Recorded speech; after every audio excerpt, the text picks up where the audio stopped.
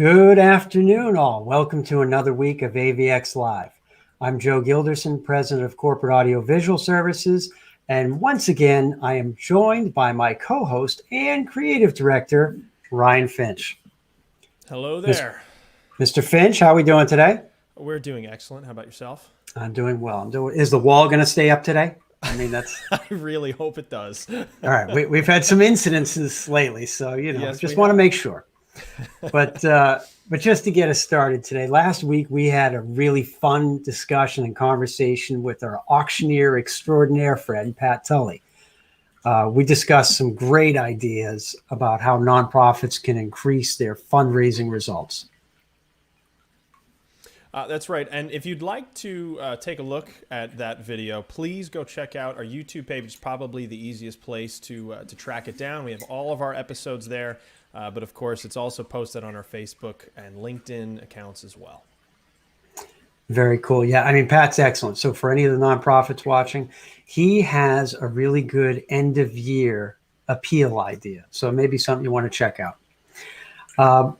But this week, let's just talk about this week. We're really fortunate to have a true leader on our show, someone who embodies our goals of success and results, and who is truly the model for bringing businesses into the community so we can all grow and prosper together. And as we had mentioned, that was really one of the purposes of doing this program, was so that we could all learn from each other and grow as a community. So, right. I think this is going to be a great discussion, Ryan. Likewise. And Joe, this is episode number 10. Can you believe we've been doing this for 10 weeks now? 10? 10? No, I can't, 10. But that's... Right. And of course, with such a high profile guest as we have today, we needed a few to get warmed up. So I think we're raring to go now.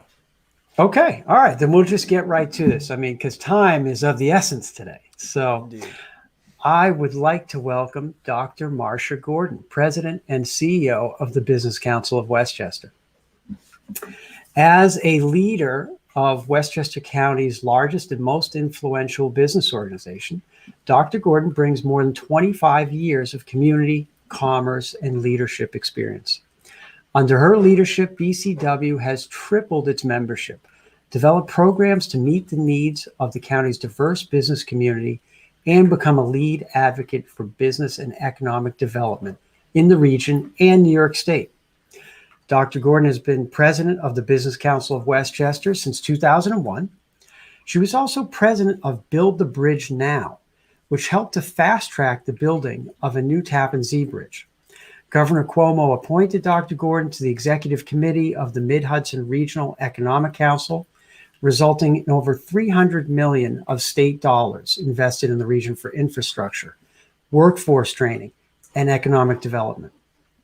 She was also recently named as the third most powerful person in Westchester County by City and State New York.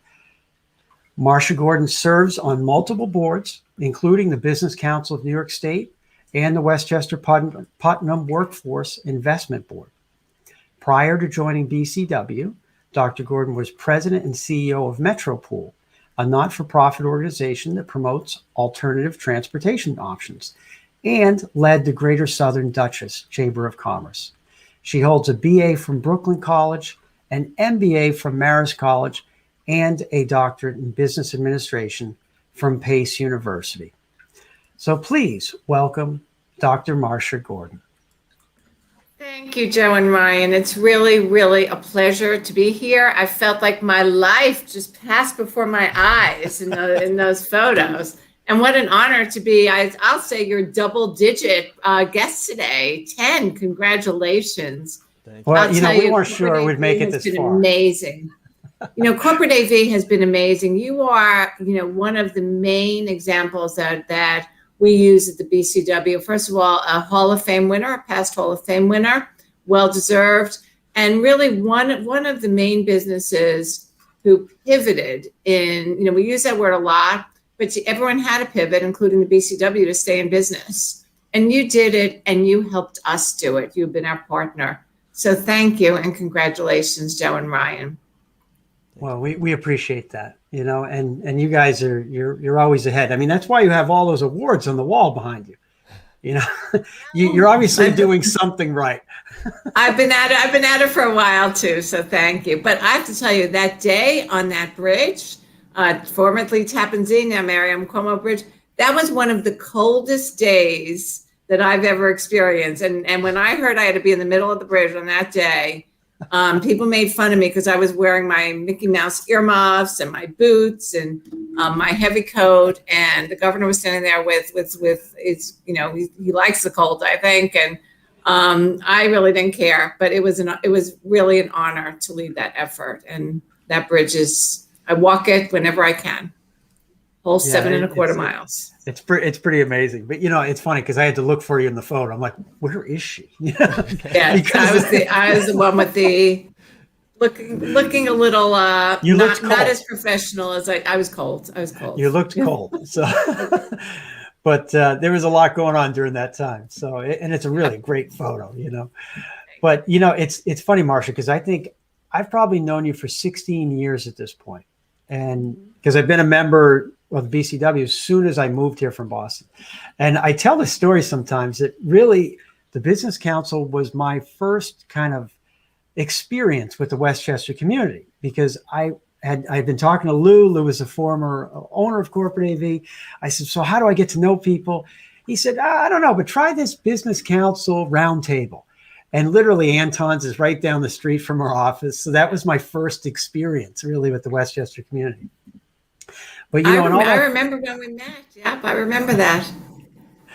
Yeah, those they were a lot of fun, and I got to know a lot of people because of those roundtables. So it's a good experience. Now it's a big building over there. I'm not sure what exactly goes on in there, but either way, you know, and all this time in the 16 years or so, I don't think I ever really asked you how you got into leading the Business Council, or even why you wanted to do that. But I guess that would be the first thing I'd have to ask.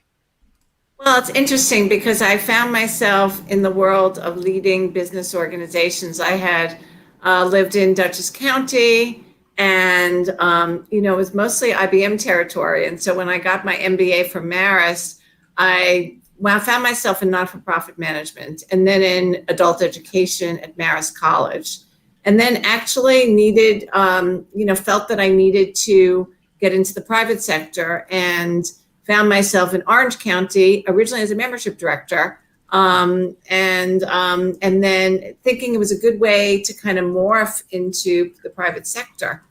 And I was there for a few years, and then found myself at the helm of the Greater Southern Dutchess Chamber of Commerce, which was a wonderful community-based organization.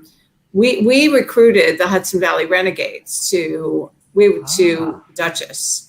And I was one of the 5 people. I was the spokesperson for the project at that point. The community was not entirely for the project, and I became unknowingly the spokesperson.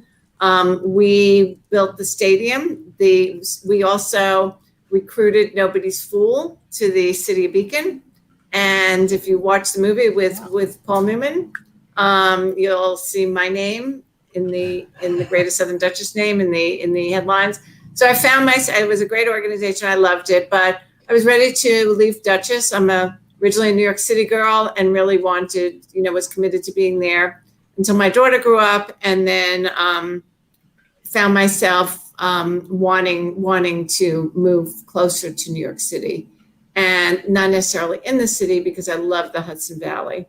But I did leave for a little bit of time and found myself at an organization, as you said, called Metropol, which was a transportation management organization. I knew nothing about it, knew nothing about the topic, but somehow became the transportation expert when I came here, and worked in Stanford leading that organization. And what the board was really looking for there, and Ellen Lynch, for those of you who are listening who know Ellen, was chair of the board then. They were looking for somebody that could be a public face and bring the board together. And I really, really enjoyed that. But then this position opened up, and I always had my eyes on it for years and years. And I let people know that when my predecessor retires, I want the job. And I got the job. It wasn't the job at the beginning. It wasn't the job I thought it was, but here it was. And I had the opportunity, along with, again, incredible board members and staff along the way. and members to grow a community of businesses, both for-profit and not-for-profit, and larger community that really care for each other, do business together, and grow together. And I think at no time, frankly, has that been more obvious than during the past year of this very, very challenging pandemic. Long answer to your short question, Jeff. Oh, that's great. And Marsha, I am curious, since you have this public and private experience both in your professional career and obviously in your role in the Business Council, you have a lot of touch points with organizations on both sides of the fold. We talk a lot about leadership internally at Corporate AV. Would you say that there's a difference to your approach, or should there be a difference to your approach in being a leader in a public versus a private sector role? I think they're both the same. I think you have to be very true to yourself. You have to be open. You have to listen to people. You have to care about people. And you need to, hi, Mike Dardano, one of the people who've been with us. And you need to learn. And I think the hallmark of a leader is knowing what you don't know and getting the very best people around you to fill in those gaps. And, and in my career, I mean, to have worked with someone, for example, like John Ravitz, who legislative matters and our policies are not my expertise or my love, frankly.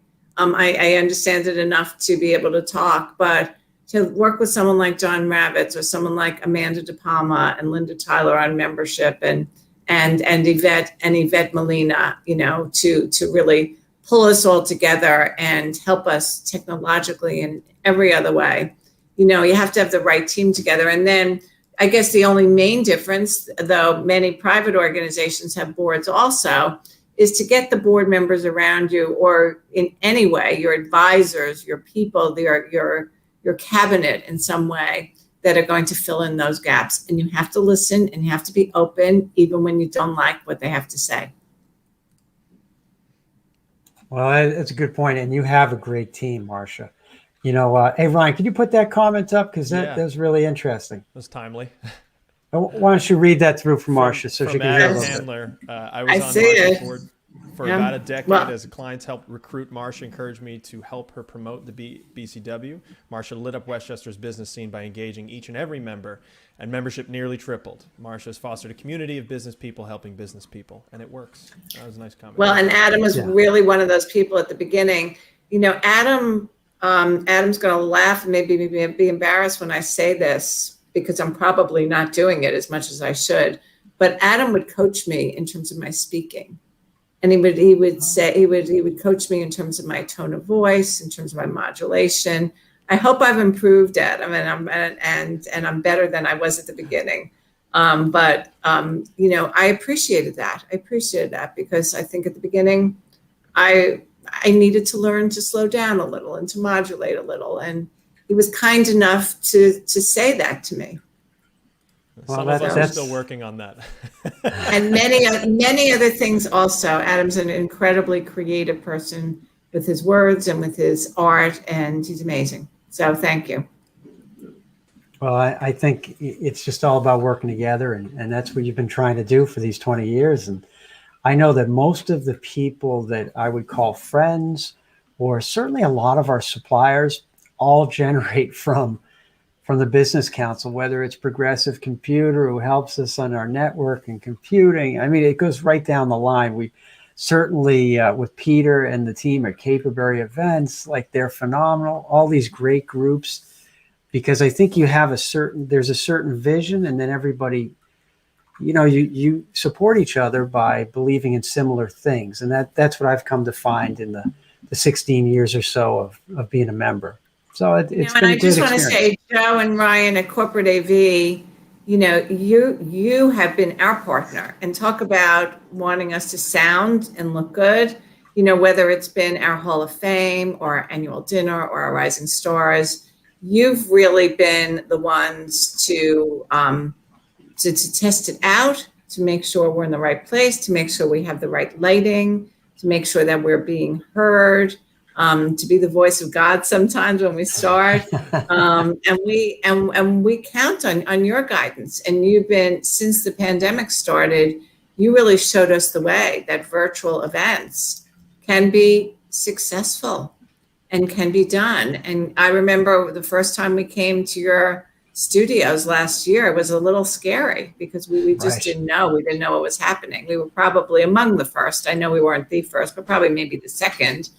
And you helped us figure it out. And we were almost giddy when we pulled it off. And now we kind of just get it done. We just do it.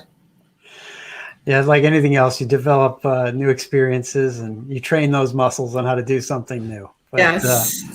Now, yes. I mean, you guys have you've been leading the way. You've done phenomenal work, and you know, I know that you got an event coming up soon, but we're not going to talk about that just yet. We'll get to that. Okay, we'll hold that one. We'll hold yeah. that one. Yes. But you know, you guys have a slightly different role than kind of most of our clients, in the sense that, you know, you're really an advocacy and membership-based organization.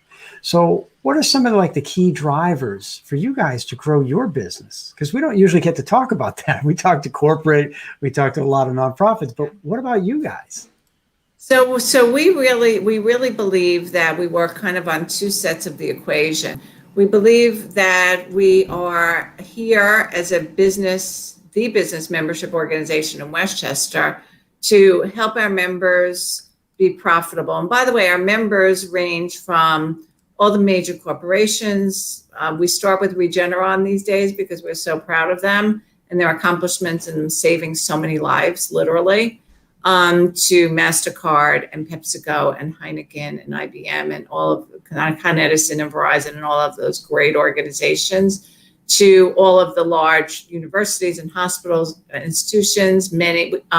We're very, very, very proud that we have over 140 not-for-profits and consider the not-for-profits part of the business community, and many entrepreneurially owned and mid-sized and small business also. We're basically a B2B organization. We do have some consumer-based groups, but we're basically a B2B organization.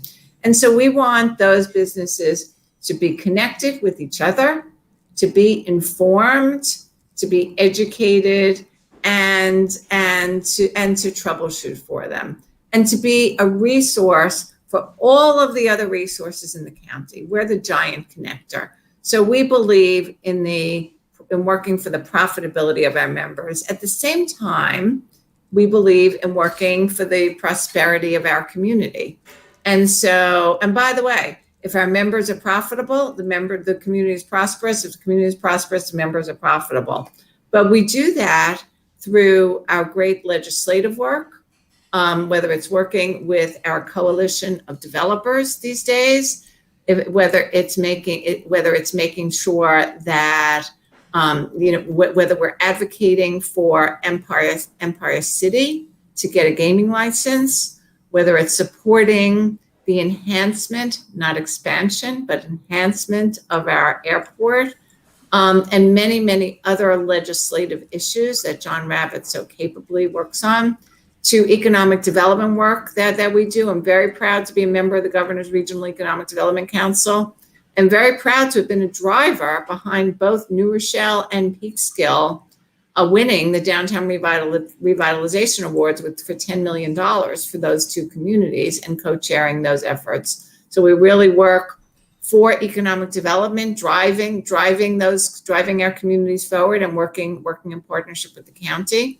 We did have a Westchester economic a reopening task force of many of our members to let the governor and the county executive know what needed to be done to reopen. And then, under another umbrella of community development. And community development means working with, whether it's our schools, our colleges, our not-for-profits, great projects in the community, to make sure that that there's economic opportunity for everyone in Westchester County. We're particularly proud this year of the proactive role that we took in diversity, in discussing diversity, in having a very clear role for the business community and the Business Council of Westchester to be the educator about diversity. We started last summer with a series of 10 I think it was 10 webinars partnering with Balancing Life's Issues and our good friend Wendy Wollner, to educate businesses about how to handle diversity training in the workforce. We had a big diversity conference in January. We worked with Mercer on a diversity webinar. So, these are all things that we're working on in many, many different areas to help create jobs, keep our businesses moving forward. And it's multifaceted. It's a lot of fun, and it's great people. Oh, that's great. And it certainly seems like a symbiotic relationship between all the members, obviously, and the BCW at the center of it all.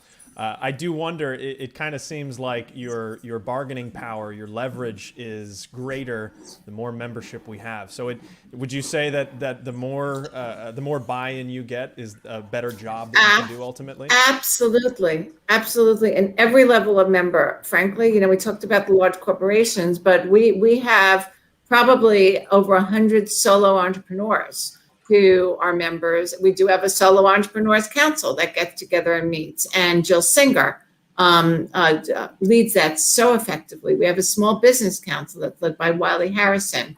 We have HR groups that come together led by Allison Madison and Grant Schneider, and George Lenz chairs our governmental action.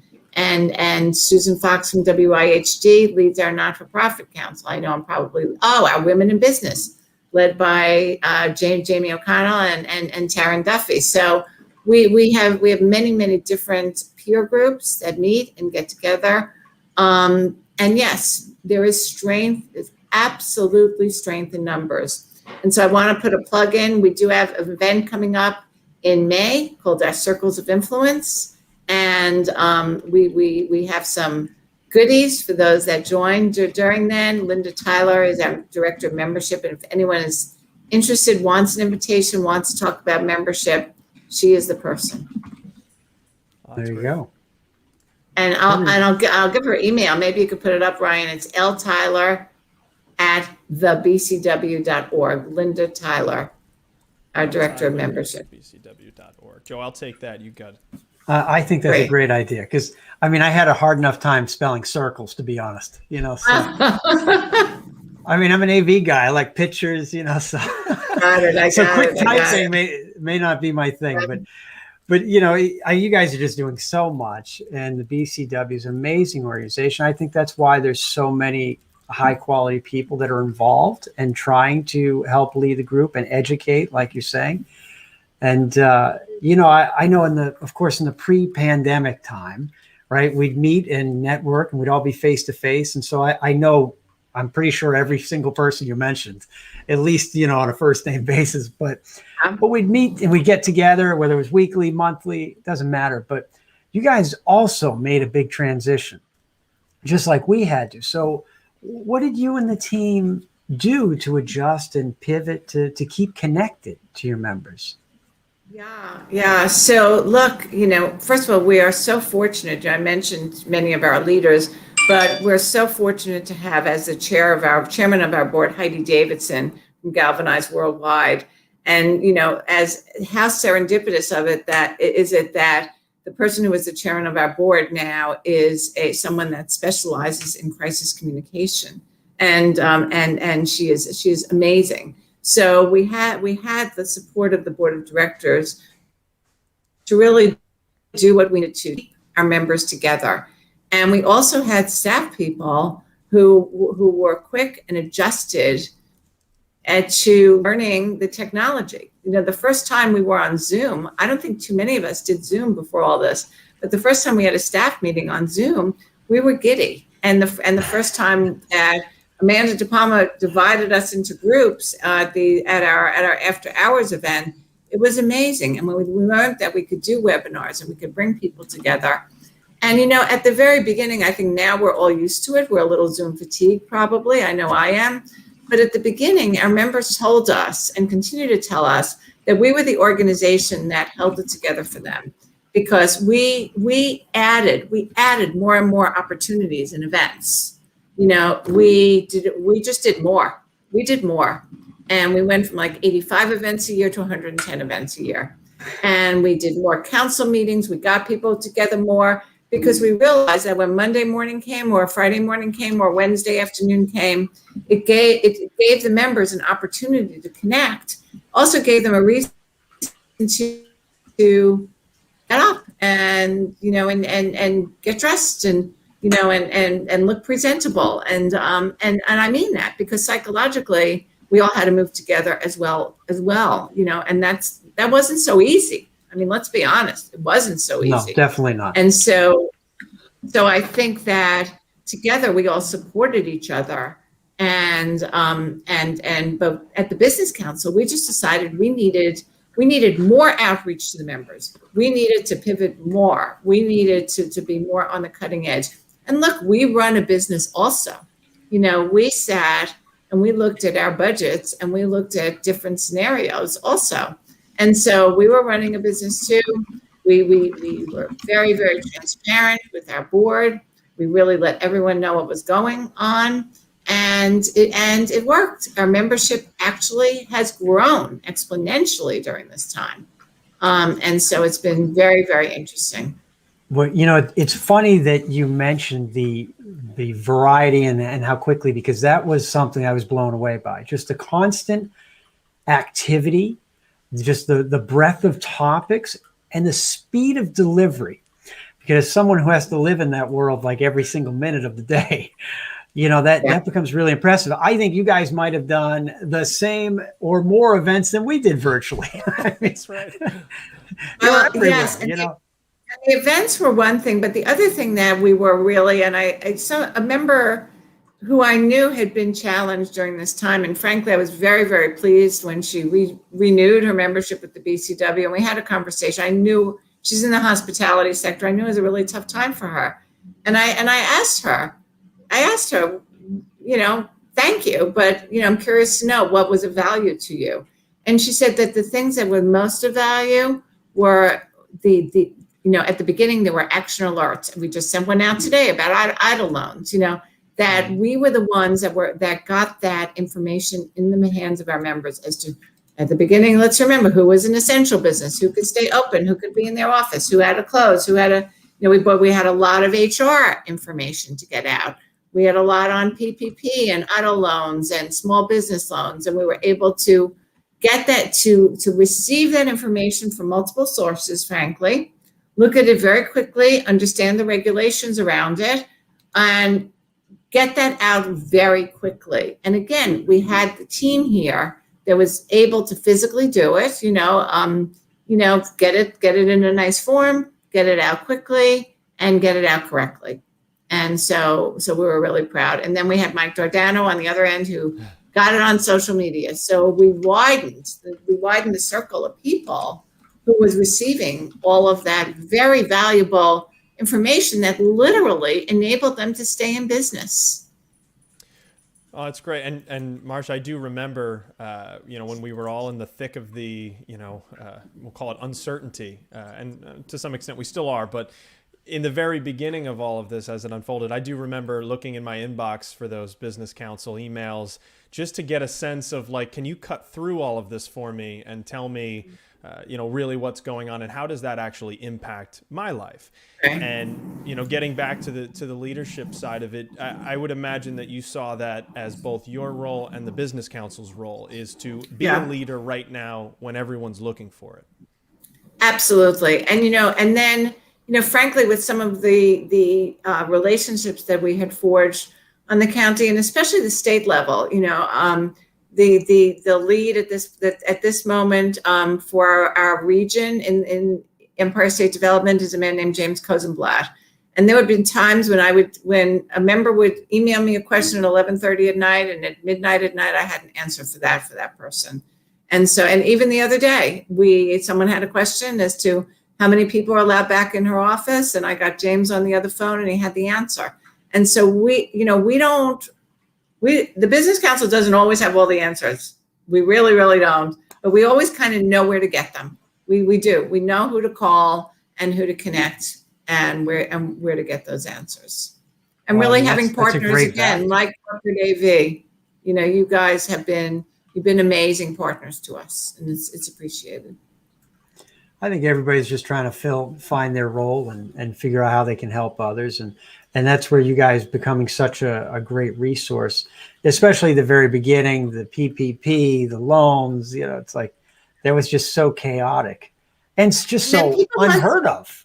It was unheard of. And then, I mean, it was a whole new world. And then people wanted to do great things. We had, and so we started our COVID Heroes, a column that we ran of, people like Peter Herrero, who provided, food to the hospitals, and, people like Dwayne Norris and Alejandro who worked to pick up food from Westcott and from the Feeding Westchester and deliver it to Westcott, and so many others who were there to really, really help. And then people like Tony Justick, who literally, he was our first webinar that we did, the first formal webinar, and I think it was the Idol of the PPP loans, and literally spent a whole weekend analyzing 500 pages of regulations so that he could pull together a presentation that was seen by over 1,000 people when it was given. And that was before really any of us knew what we were doing, and so those people and businesses, the generosity of our community is truly amazing and heartwarming. No, that's funny because I remember that webinar, to be honest, and I don't think Congress had even read that thing yet. So I think Tony was looking at it before they did. Because I'm like, how are they going to do this so quickly? I don't think he's forgiven me yet for that, but it was a great experience. You gave him a hell of a homework assignment. That's all. Yes, it was. Yes. But it was all really, really helpful, and I think that's what it's all about. And, but that speed of delivery, the information is really hard, and you guys have been right on top of it. And, and I know personally, when I see my phone, I see your name on it, I know I have to move quickly because I know there's a timeline attached to it. Well, yeah, because I think we were able to get you on national news, I think, well, and that's exactly what I was going to reference is, we've been on CBS Morning News 3 times since that fateful, Sunday morning or whatever day it was. But that kind of putting people together and, that got our message out to a lot of people. And, and I hear from a lot of people in our industry. Just the other day, somebody sent a little note, hey, thanks for speaking out for our industry, because, there's 12 million people unemployed, and we happen to get this opportunity to have a little voice to at least let people know what was going on and how many people it affects and what's happening. But that came because you were connecting your members again, and that's really what it's all about. So we appreciate that. And thank you very much. And I know I got to pick up quickly. I know I have to respond quickly when I see Marsha Gordon. So. Yeah. Thank you. Because, if I don't find you there, I'll instant message you on Facebook or something, or Instagram, or, like I do every route I can. Well, that's being a communicator, right? You're putting your resources together. So I think people have come to appreciate that in every regard. So thank you. I know you have so many different successful groups that you work with. And so, and you guys have the Hall of Fame coming up in just a couple of weeks. I mean, April 27th, we're going to have the Hall of Fame, which is just a great event. And the award that really means something to everybody locally. And I know it meant a lot to us when we became part of that, what I think, very special club. But it also makes me think that you guys are kind of experts in finding out what makes a group be successful, because the more you interact with organizations that are successful, the more you really learn the secrets. I guess, some of my questions are, what do you think sets these successful organizations apart from the pack? Like, what's different about them? Well, I think what I'm seeing now, it's a very good question, actually. And what I'm seeing now is that people that can, organizations that have leaders and that have cultures that are positive, that are flexible. We've all had to be much more flexible this year, that are understanding and communicate well, both internally and externally, really make them ahead of the pack. And, I see across the board that those that are winners in every regard, whether it's Hall of Fame or in business, are businesses that care about others. They're involved in their community. They give back. They encourage others to give back. They mentor young leaders. And, I think that when I'm looking at and they're imaginative and creative in coming up with new business models, whether it's brand extensions, whether it's a new way to do business, whether it's a new business sector that they're focusing on. It's very, very, very obvious that those are the ones that excel, that they can move forward. Those that are stuck in what they've done and that are not open to new thoughts and young leaders, they get stuck, and that's a mistake, I think. And different voices, we give, diversity has been a word that we've used a lot this year, but let's really think about what it means to have a diversity in your organization. However that looks or manifests itself, it is different viewpoints, it's different cultures, it's different points of view. And when you all come together with your diverse backgrounds and your viewpoints, it really creates a really, really wonderful fabric of your organization's values and culture that people say. Absolutely. Well, and I guess I'm curious, and you may have answered this question already, Marsha, but whether it's a young person looking to join a new organization, or someone looking to decide whether or not to do business with another, would you say that these traits of successful groups are immediately recognizable? Are there telltale signs, things that you can point to kind of off the bat, or does it take a little more time than that?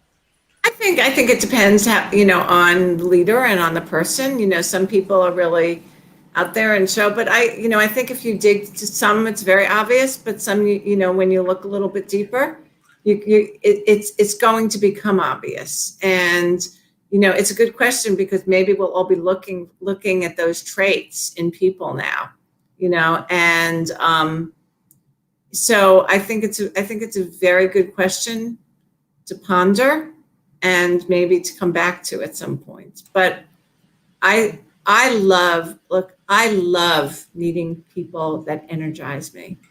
And I really get so excited. And believe me, it's not only a question of age. I had a conversation last Friday with a woman who is, well into her 80s. And I just was so excited by what she was talking to me about, and her belief and her enthusiasm, that I said, I'm in. I want to help you. I want to help this cause. This is important. You've convinced me. So it's there. I love people with high energy. I love people with positive attitudes, and but high energy comes in different ways, because there's people who have high energy and they're more low key and thoughtful, and so their energy comes from that part of their being, so it all comes together. Well, I think when we're talking about leadership, I think you have a pretty good hold on that. But it sounds like lifelong learning. You said you were so excited about that is because you're consistently trying to learn, and you're listening, like you're listening to people, and that's how you guys have connected so many, and that's how you've helped organizations such as ours, and that is what the membership group should do. And the other thing is, the Business Council is not about Marsha. It's not about us. It really is about the members. So, if someone's joining and wants to do business with the Business Council, I kind of say you're joining for the wrong reason. We Corporate AV, we're great clients. We love you, But in most cases, it's really about doing business with each other. And we say, it's not about a transaction, it's about developing relationships. So don't come here and just stick your business card. No one has business cards these days in people's faces. But, develop relationships, develop friendships, see how you can help someone else. See oh my God, there's 2 dogs that just walked outside my office. So, things that happen that didn't happen before. So, look to creating meaningful relationships that will serve you personally and will serve your business as well. Excellent Don't you point. find that, Brian and Joe? I mean, I've seen you guys do it. Yeah, it's funny because I used to have that type of conversation with someone who worked with us, and he'd say, "Why do you spend all your time going to these things at night? And why do you do this thing in the morning? Why do you do all that stuff? Like, you're not getting any business out of it." I said, "It's more of a time type of thing." I said, "I have to learn the area. I have to get to know people, and and we have to be in the community that we're supposedly supporting." Right. So it's a bigger picture than just let's go grab a slice of business today. It's not a piece of cake, So, but that kind of brings us. I'm trying to be very cognizant of your time. I guess as far as a last thought, as things are starting to open up in our community now, which thankfully, we're almost there. What do you think will be key for our businesses and our fellow members to move forward and get to kind of the next step in this constantly changing economy? One, I think we all need to stay healthy. I'm a strong advocate that people need to get vaccinated, and and people still need to wear masks. I end every session that we have, and please continue to wear a mask. But I think there's going to be a pent-up demand. We're seeing it already for people that are going to want to begin to move forward again. We've been moving forward. Some of us have been treading water, and that's okay. If you've been treading and you're still treading, congratulations. But we do want to move forward, and I think there will be investments, and people and businesses will invest with each other. Let's support especially our local restaurants, our hospitality sector, and those in that sector, because you've all been really, really hit. So I think that business in Westchester County, which frankly is a very, very diverse county, we're very fortunate. We're a very diverse county. Yeah. Will be moving forward sooner rather than later, and it's moving forward right now, actually. Yeah, we're you starting can feel to see it. A little bit. I'm very, very optimistic. I'm very optimistic. Well, I know just from the conversations that Ryan and I have had with different clients, you can feel an energy building. Right. And that's kind of what we all need, I think, right now. I think we've gone long enough. We need a little bit of energy. Absolutely. Yes. Well, Marsha, I told you 45 minutes, so we're just about 45 minutes already. Hard to believe. I want to come in under. I want to over deliver. I don't. But you're professionals in every way. It's an honor to work with Corporate AV. It's an honor to work with your team. You always teach us how to do it correctly and make us look good. And you're so professional. It's a pleasure. We appreciate being part of the group and really learning from other members, and and that's what it's all about. And I think, like you said in the very beginning, I think this last 13, 14 months, people have realized that even more, that you need to work with others, and there's a real benefit to partnering with people. And I know we partner with other members all the time, and it's all just about trying to work together and achieve a positive result. That's all. So, but listen, Marsha, thank you very much for your time today. Thank you. And having me, you're number 10, your first double digit, so it's an honor. Great. Thank you. 10. Have a great day, Marsha. We appreciate it. Thanks. And Ryan, I mean, I think we're pretty fortunate. Marsha has provided so much information. It's honestly, it's hard to summarize, but you're seeing real leadership you know, and I know, like you mentioned, we talk about leadership. You're seeing that in action by putting, you know, members, but that can be clients just as easy as members together. Absolutely. And utilizing your resources properly. And, you know, just what Marsha was talking about, surrounding yourself, you know, with great people. And, you know, I mean, the team at the BCW is excellent, and they really work very hard. I mean, to pump out all those events so quickly, I mean, they're putting us to shame here. I mean, what are we going to do? You know, we got to get better apparently. But I think, you know, she had some great tips about how organizations are succeeding, right? And, you know, who's successful, and being flexible and creative. I know I've seen a lot of different of our clients who are flexible and creative, and they've done well during times like this.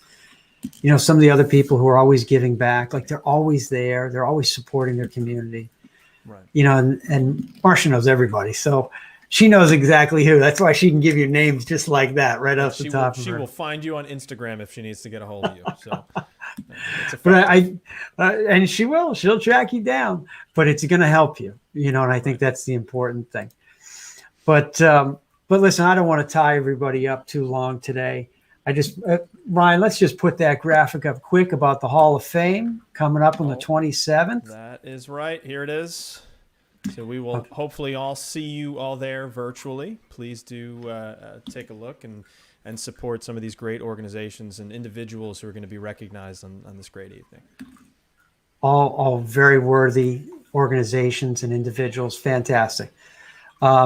And then, you know, normally I let Ryan close this part out, but I'm totally stealing his lines today. All right. We're coming back next Wednesday. We're not going to give you too much information just yet, but we're coming back next Wednesday. So make sure you subscribe to Corporate AV on YouTube, LinkedIn, and Facebook.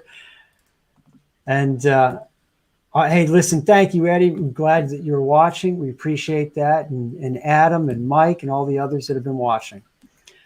But listen, Ryan, why don't you wrap us up? Take us out here. All righty. Well, please take a look. Find us on YouTube, LinkedIn, and Facebook every Wednesday, 1 o'clock. We're doing this again next week, episode number 11. We do have another special guest for you, so please do comment, like, share, subscribe. It is super helpful, much appreciated. Thank you for those who have commented, as Joe mentioned, and hopefully we will be seeing you here next week. Thank you, and thank you again, Marsha. Thank you, Marsha. Thanks. Bye now.